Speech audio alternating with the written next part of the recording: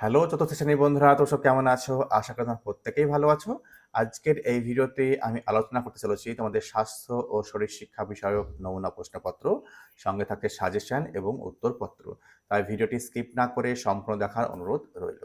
তোমাদের যে স্বাস্থ্য এবং শরীর শিক্ষা বিষয়ক যে পরীক্ষা হতে চলেছে, দেখো এই প্রশ্নপত্রে পূর্ণমান থাকবে 10, সময় থাকবে বরাদ্দ 20 মিনিট। দেখো একের দাগে খেয়াল করো। দেখো কি বলা হয়েছে, ঝুড়ি থেকে শব্দ নিয়ে শূন্যস্থান পূরণ করো।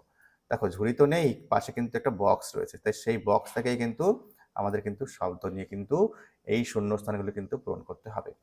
দেখো মিড ডে মিলের আছে ড্যাশ নানা, অর্থাৎ ব্যবস্থা নানা, ঠিক আছে।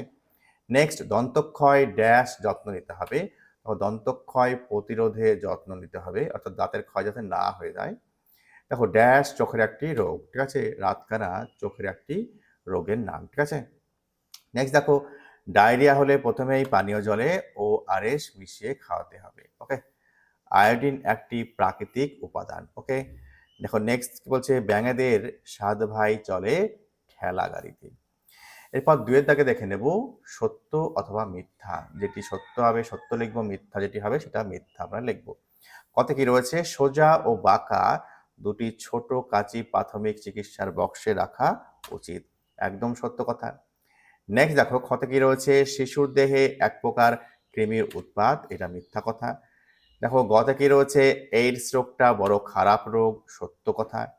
নেক্সট অর্ধ কুমারসনে কপাল মাটিতে ঠেকে থাকবে না, এটা মিথ্যা। নেক্সট কি হচ্ছে, আত্মসংযম মনের মধ্যে একাগ্রতা নিয়ে আসে, সত্য।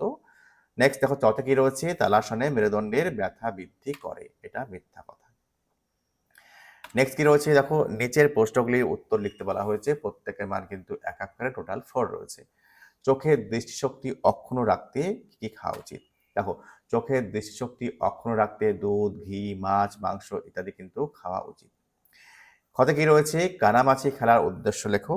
দেখো কানামাছি খেলার উদ্দেশ্য হলো অনুমান ক্ষমতার অনুশীলন, সহযোগিতা ও সহমর্মিতা বোধের বিকাশ, জ্ঞানমূলক দক্ষতার বিকাশ।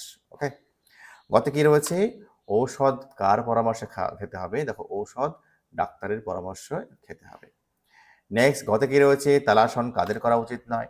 যে সমস্ত ব্যক্তির গোড়ালিতে ব্যথা বা পায়ের পাতাতে ব্যথা আছে তাদের তালাসন অভ্যাস করা কিন্তু উচিত নয় বা বর্জন করা উচিত। ওকে, দেখো এই হচ্ছে তোমাদের প্রশ্ন উত্তরের সেট।